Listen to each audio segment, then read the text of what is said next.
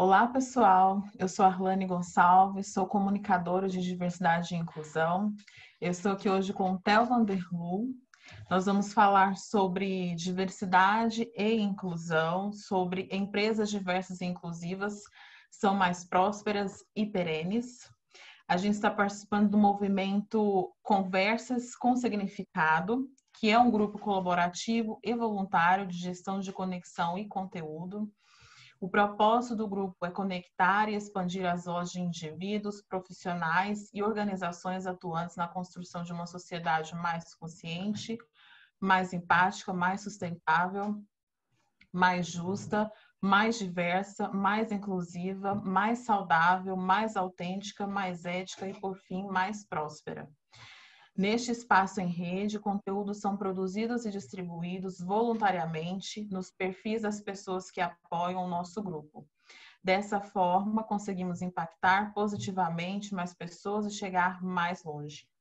Convidamos vocês a fazer parte dessa corrente do bem, seguindo nossa página no LinkedIn, comentando nossas mensagens e compartilhando nossos conteúdos.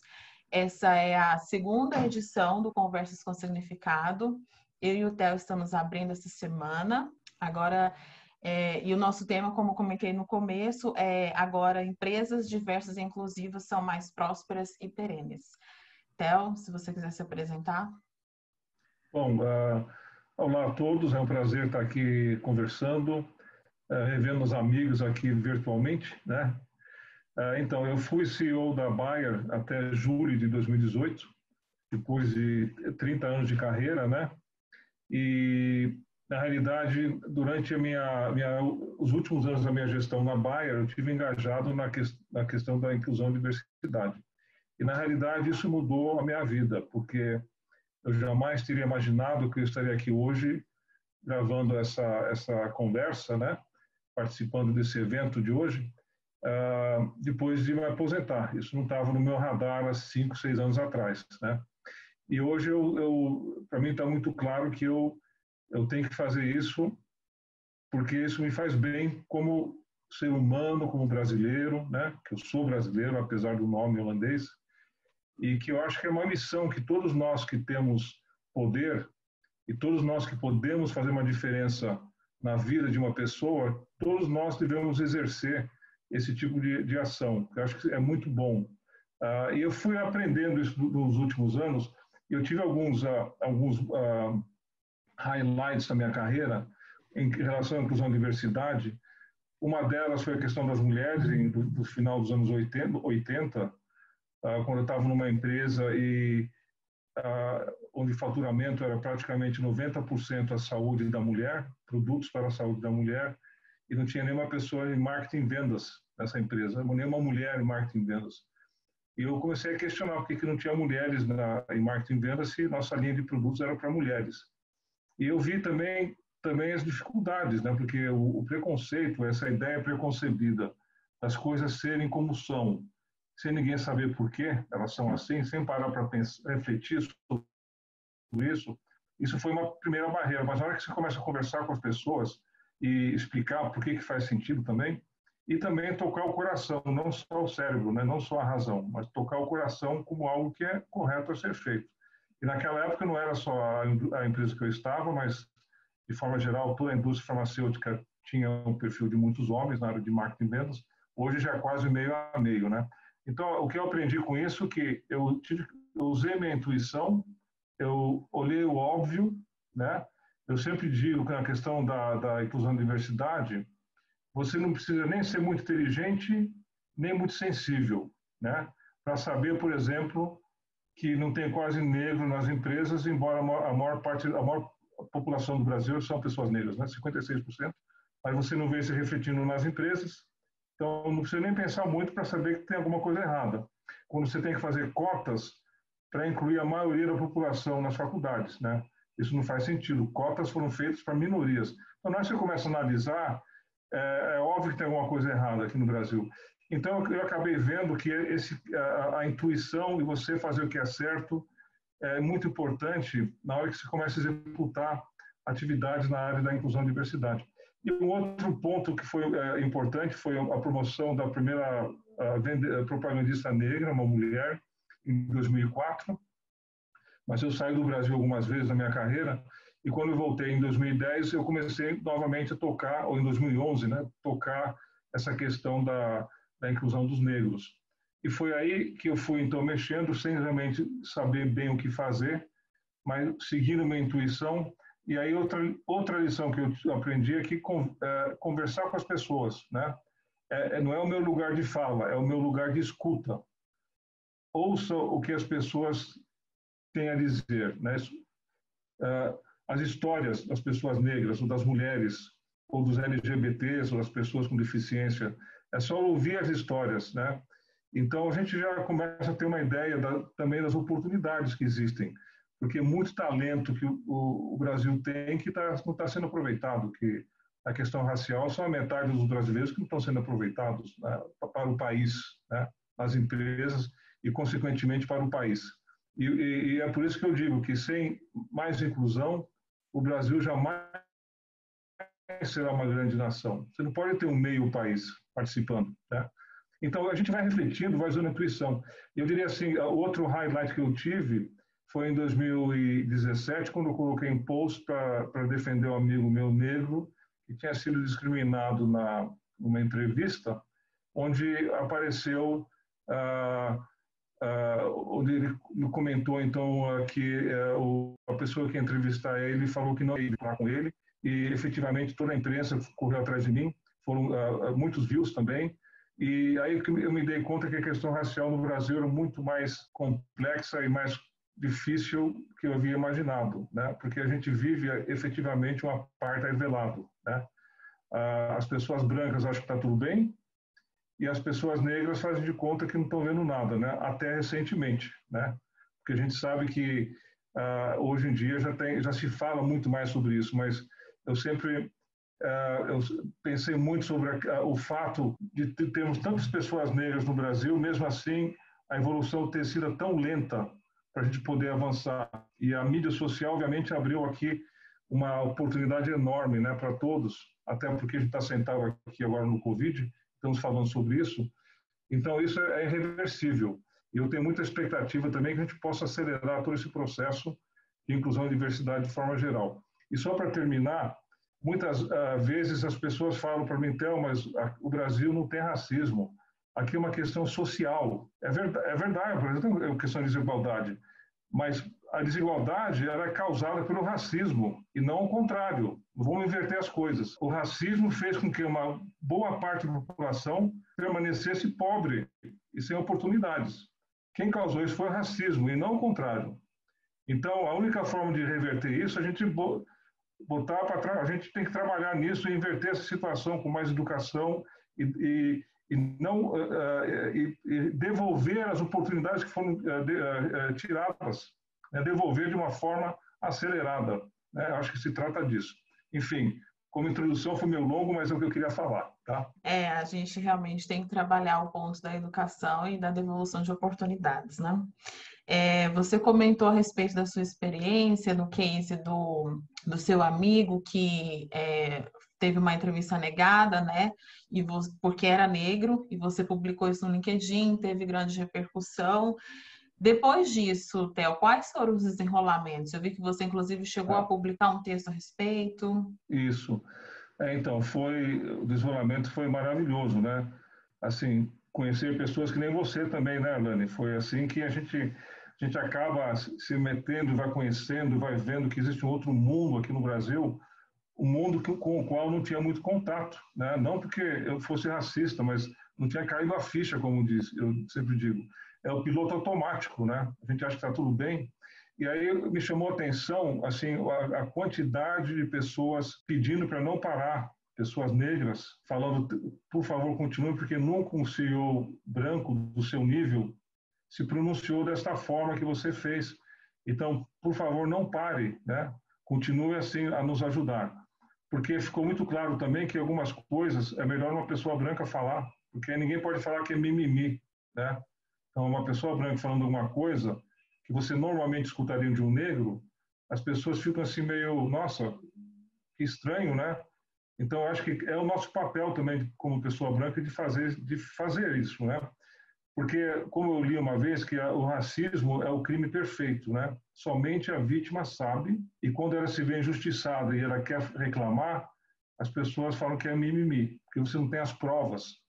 E, casualmente, hoje me entrou uma mensagem no LinkedIn de uma moça que passou por isso, que ela teve a sensação que ela não foi efetivada porque ela tinha, por causa do cabelo dela. Agora, vai provar isso, né? Entendeu?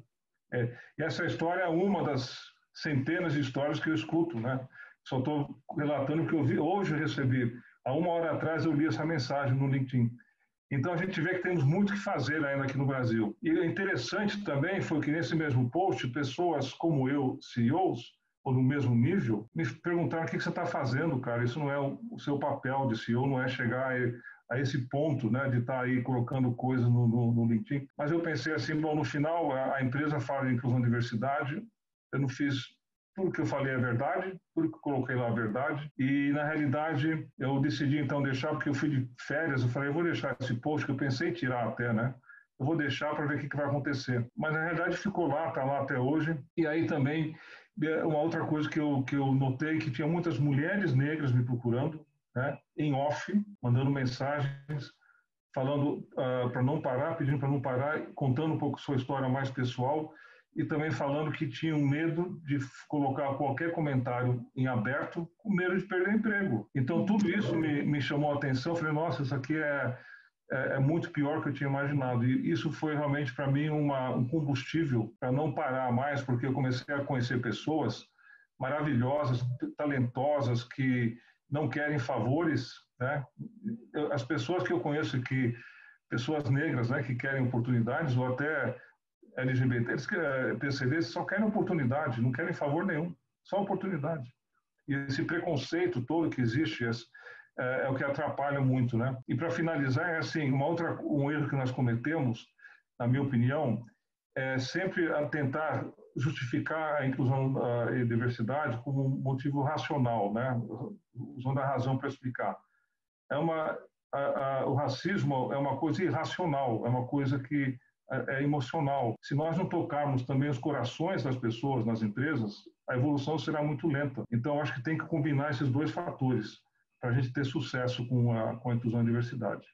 Você também comentou em algum momento a respeito do desperdício de talentos que a gente tem, né, não fazendo a inclusão da diversidade. Eu queria que você discorresse um pouco sobre o que você acha que pode melhorar nas empresas e na sociedade a partir do momento em que a gente, de fato, faz a inclusão acontecer. Bom, com certeza, como eu falei, é muito óbvio, né? As empresas que não tiverem refletido na empresa o que acontece fora da empresa, você vai tomar as decisões talvez equivocadas, né? Então, um bom motivo para ter diversidade na empresa é que você vai refletir nela a sociedade, como era lá fora, né? Então, você vai, no caso de uma campanha de marketing, ou até em relação aos seus produtos, né? Você vai poder, então, pensar muito mais no consumidor e realmente ter mais sucesso nas suas decisões de negócios. Também já existem vários estudos aí que comprovam que você tendo mais mulheres, mais diversidade, por exemplo, na empresa, isso melhora os resultados, né? Então, tem esses estudos, mas eu sempre digo que, na realidade, mesmo se não tivesse, não seria, se os estudos indicassem que tanto faz você ter mulheres, homens, LGBT, negros, que o resultado é igual, isso não seria motivo para não fazer, né? Seria uma coisa injusta, seria uma coisa incorreta a gente fazer isso. Então, a gente tem que sempre pensar um pouco nesse lado do que é o correto a ser feito, mas com certeza risco não vai ter nenhum para a universidade. Eu digo também com muita certeza, a empresa vai ser mais feliz, os empregados vão ser mais felizes. Existe um impacto também nas famílias dos empregados, porque você tem pessoas também pessoas brancas casadas com pessoas negras que estão na empresa, né? E que não falam sobre isso, por exemplo, ou uma pessoa que tem um irmão ou uma irmã LGBT que também não fala sobre isso. Mas na hora que você tem na empresa esse ambiente, uma abertura para falar sobre as diferenças, e diferença não é defeito, né? Ter diferenças na empresa é uma virtude, isso acaba enriquecendo muito o ambiente de trabalho e, por consequência, eu acho que o resultado vai ser melhor. E também lembrando que, por sorte, a juventude, as novas, elas querem empresas mais inclusivas. né? Então, elas vão procurar as empresas que são mais inclusivas. E, futuramente, também os investidores. Um bom investidor, ele vai olhar não só o resultado financeiro da empresa, ele vai ver também o que as empresas estão fazendo para o progresso da sociedade onde elas atuam, né? A gente não pode mais, como uma multinacional, por exemplo, chegar num país e só tirar do país e levar tudo para a matriz. Hoje é uma troca de coisas, né? E então acho que é esse cuidado que a gente tem que ter, e com certeza os frutos, aqueles que fizerem melhor vão colher os frutos também de tudo isso. Não é da noite para o dia, mas com certeza é um processo, ao meu ver, irreversível, né? Já está acontecendo. Sim, de fato, o processo de inclusão da diversidade é um processo longo, trabalhoso, que a inclusão da diversidade de pessoas traz mais diversidade de ideias, que traz inovação, que traz mais prosperidade e perenidade para as empresas e, consequentemente, para a sociedade, né? Então, a gente realmente não tem o que perder. Agora, eu queria só enfatizar um outro ponto, aquilo que eu já falei antes. E na questão racial, por exemplo, aquilo que você vê a metade do país não participando desse mercado de trabalho. E as pessoas que eu conheci, fantásticas. A história de vida que ela teve, a história em si, de resiliência, a história em si, ela já é um diploma de uma universidade. Não precisa ficar olhando agora se tem qual universidade que ela fez, se ela fala inglês, né? Nós temos que tirar essas barreiras, né? Até porque algumas barreiras que nós colocamos para pessoas negras, por exemplo, se você for verificar na empresa, você vai ver que tem muitas pessoas brancas que não cumprem. Tem muitas pessoas brancas nas empresas que não falam bem inglês. Então, não é flexibilizar, nós temos que tirar as barreiras. E é muito diferente, porque flexibilizar parece que fazer o favor. Tirar a barreira significa fazer a coisa que é correta, a coisa justa, né? Temos que pensar sobre tudo isso. E é por isso que a persistência de um CEO é muito importante, de ele estar sempre enfatizando isso, porque é como eu falo, se você tiver uma mola e quiser mudar o formato da mola, você puxar ela ou apertar, na hora que você largar a mola, ela vai voltar ao que era antes. Então não adianta fazer um evento de inclusão e diversidade, ou fazer uma carta, ou fazer um programa, chamar um consultor para falar, dar uma palestra. Isso não é fazer inclusão e diversidade. A inclusão e diversidade é um músculo. Ele tem que ser exercitado todos os dias. E quem dá o tom é a alta liderança, né? Eu acho que isso tem que ficar bem claro também. A alta liderança é o que dá o tom em relação a isso. E até fazendo uma ponte com o que você comentou agora, eu queria saber o que você acha que as empresas deveriam fazer ou como elas podem fazer para que elas consigam avançar nessa pauta da inclusão. Com certeza, aquilo que eu falei em relação à alta liderança, está realmente comprometido, né? Não só envolvido, mas comprometido com a questão da inclusão e diversidade. Querer fazer o filme e não só a foto. Não é assim o CEO aparecer num evento e ele participa da abertura e depois vai embora, né? Quando você faz um evento, o primeiro evento de inclusão e diversidade na empresa, você ficar como CEO, ficar lá a manhã toda ou até o final do primeiro evento, se você já dá uma mensagem para a empresa, que para você, como CEO, é um evento de inclusão e diversidade. Vamos supor, o primeiro evento, tá? E você fica lá, faz a abertura, depois de uma hora você vai embora, você dá uma outra mensagem para a organização. Então, são esses detalhes que a gente tem que cuidar. Sempre colocar também a questão da inclusão e diversidade na pauta do Conselho e Comitê Executivo, sabe? Tem que ter um tipo de cobrança, colocar algumas metas, mas realmente colocar metas e começar a medir, para ver se está tendo uma evolução, né? Então, eu acho que tudo isso faz parte. E também não ter uma receita perfeita. Cada empresa tem a sua cultura, a sua forma de trabalhar. Tem empresas que já são muito inclusivas, que talvez não tenha que nem fazer coisa, que já é automático, né? E tem empresas que são muito ainda inflexíveis, né? Que realmente tem que fazer um esforço muito maior. Mas, com certeza, esse tema tem que estar sempre na agenda. A alta liderança tem que estar genuinamente comprometida, né? E a persistência e a insistência com o tema, principalmente no início. A partir de um certo momento que você tiver, no caso, os comitês de diversidade e mais pessoas da organização começam a se engajar, o CEO até pode se afastar um pouco mais. Eu acho que seria o normal, né? Lembrando que o ideal seria, né, daqui a um tempo, não ter nada disso, né? A gente nem tem que falar sobre isso mais. A meta é essa, né? Mas ainda vai, às vezes, no caso da questão racial e também PCDs, assim, a gente olha muito assim, as empresas têm essa tendência de olhar tudo, jovem aprendiz, estagiários, né? Mas na hora que temos que olhar, falar também de promoções. E por que não promover um estagiário? E por que não investir no jovem aprendiz para que ele possa avançar na empresa, né? E por que não procurar fora também candidatos negros que talvez lá fora não estão sendo aproveitados, mas você dá uma oportunidade para ele? Porque as empresas, normalmente, quando existe uma vaga, não normalmente, muitas vezes o que acontece, ela procura um headhunter para preencher uma certa vaga. Ela corre o risco com uma pessoa que ela não conhece bem de empresa e não dá uma oportunidade, por exemplo, para uma pessoa negra, né? Porque acho que não vai dar certo, tem muito risco. Mas quando você contrata fora da empresa, também tem um risco. Então, eu acho que essa mentalidade, você também dá uma oportunidade para uma pessoa, talvez não tenha ainda todas as competências desenvolvidas, mas você dá para ela essa oportunidade, para ela dar uma chance, para mostrar para a empresa o que ela tem a oferecer. Eu acho que essa mentalidade nós temos também que desenvolver um pouco mais, né? Correr riscos quando a gente promove pessoas do grupo da inclusão e diversidade, porque senão o que vai acontecer assim, é o contrário, o que eu escuto falar também, né, das mulheres. Uma mulher tem que ser muito melhor que um homem para ter uma chance de ter uma promoção. Um negro tem que ser muito melhor que um branco para ter uma promoção, igual para um PCD, um LGBT. Então, uma mulher negra, por exemplo, uma mulher negra, ela tem mais barreiras, ela tem que ser o supra-sumo de tudo para ter uma chance na empresa. E a gente tem que estar consciente disso, porque se uma mulher negra for reclamar sobre isso, fica muito difícil para essa pessoa, sabe? É como se o empregado fosse ingrato com a empresa, que não está tendo oportunidade, não é isso. Então, nós temos que ouvir um pouco as histórias, se colocar no lugar das pessoas, tentar imaginar, né? A gente pode imaginar como é que é, e realmente falar, tudo bem, eu vou correr alguns riscos aqui na promoção, porque eu acho que não é só contratar estagiário, vai chegar uma hora que a gente tem que promover os estagiários, e o preconceito, ele é terrível.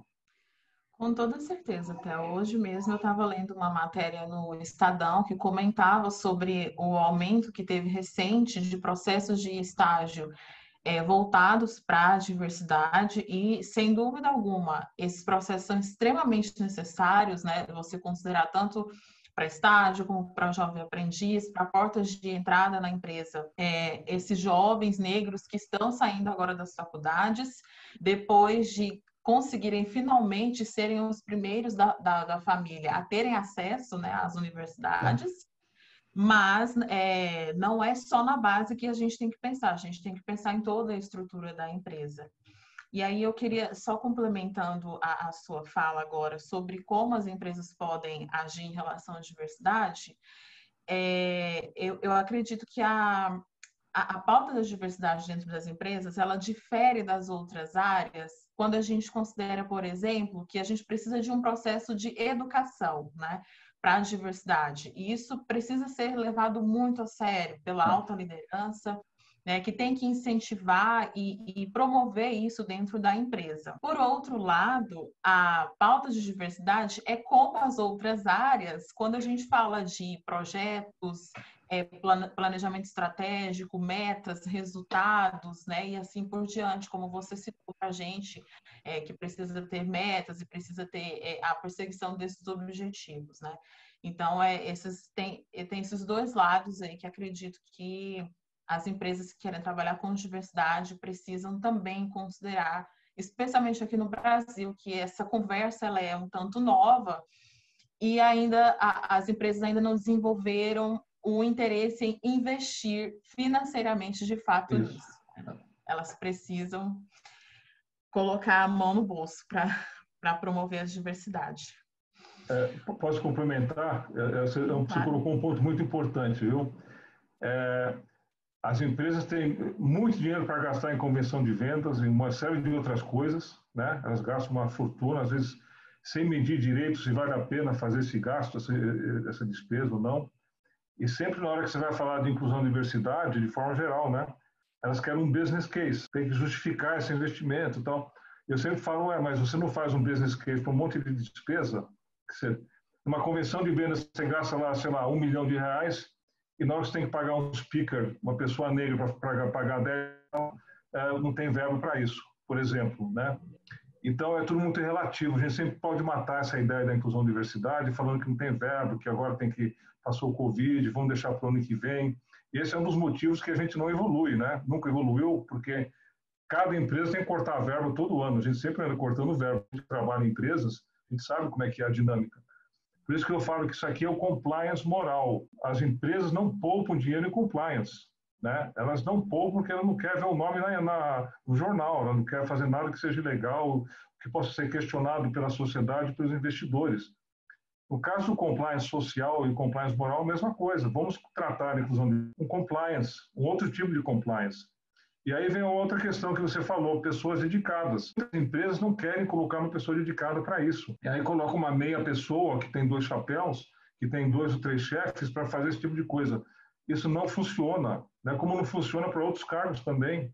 Então, nós temos que uma pessoa que está dedicada à inclusão e diversidade, uma ou mais pessoas, dependendo do tamanho da empresa, ela vai poder fazer um networking para fora, ela vai poder estudar o tema, procurar também fora do Brasil, best practices, ela vai poder se engajar de fato nessa questão e realmente gerar um avanço importante, né?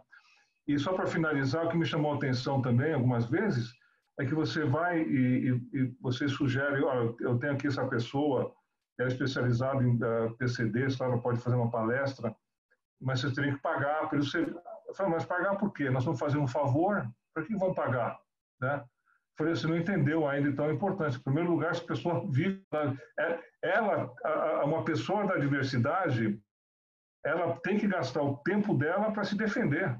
Não só ela, mas como todas as pessoas que nem ela.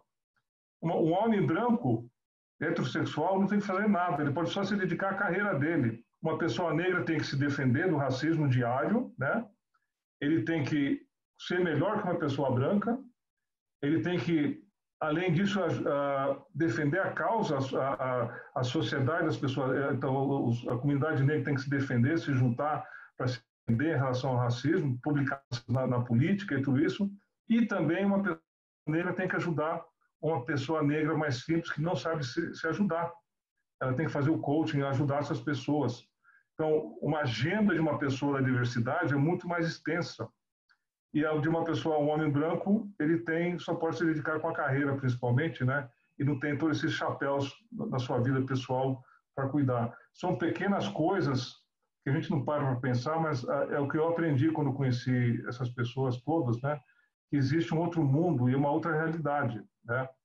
E é por isso que essa questão da empatia coletiva, né? Era muito importante, né? A gente tentar ter esse diálogo nas empresas, né? A diversidade, ela é vista como uma causa e ela é até que é uma causa. Mas prestação de serviço, como por exemplo palestras, como você citou, é prestação de serviço, tem que ser pago como qualquer outro. Sim. E tem muitos fornecedores também assim, não só ligado à questão racial, mas você tem fornecedores negros, né? O LGBT, e se a empresa não pode contratar, porque ela é muito pequena, ela pode contratar serviço, né? Não pode contratar um empregado, mas contrata serviço de pessoas da diversidade. É outra forma de participar também, né? Sim, a empresa pensar na diversidade em toda a sua cadeia de valor, né? Não só empregos, com toda certeza. Bom, Theo, você tem mais alguma consideração final para a gente finalizar essa entrevista? Então, uma coisa que né? A gente pode falar tudo o que pensa, né? Eu acho que eu sempre falei tudo o que eu pensava quando estava no trabalho, né? Me conhecem e sabem que eu sou muito genuíno, né? Não sou perfeito, mas eu sou genuíno. Mas uma coisa que eu estou falando cada vez mais é o seguinte: nós executivos, homens brancos, a gente não foi educado para mostrar o lado sensível, o lado emocional, porque a sociedade vê isso como uma fraqueza. Ou seja, um CEO que vai e mostra um pouco mais de sensibilidade, ele é visto talvez como uma pessoa fraca, comparando com aquele que é durão, machão e não sei o quê. Eu acho que isso é uma outra miopia que existe, né? Porque na minha experiência, o que os empregados mais querem é ter uma liderança que seja inspiradora, que seja genuína, que possa gerar essa mudança no trabalho, né? E que seja uma coisa perene, né? Irreversível. E para isso você tem que mostrar esse lado emocional também, não só do... Você tem que mostrar a competência que você tem no negócio, que você conhece o negócio e tudo isso. Mas simplesmente não precisa desligar esse lado emocional e achar, se você mostrar um lado mais sensível, que isso vai ser uma fraqueza, né? E eu vejo até hoje que muitos não conseguem fazer isso direito, né? Que eles têm uma certa dificuldade. É como se colocasse uma máscara, né? Eu chego na empresa, eu sou agora o CEO, e depois lá em casa eu sou outra pessoa. Não precisa. Essa é uma vantagem que a mulher tem. A mulher pode ser ela do jeito que ela é no trabalho e em casa, né? O homem tem que aprender essa competência que a mulher tem, né? Tanto é que existem estudos que mostram que as mulheres conseguem criar um ambiente uma reunião, um ambiente muito melhor que os homens para fazer uma reunião, né? Tem estudos sobre isso. Então vamos aprender também da diversidade, vamos aprender.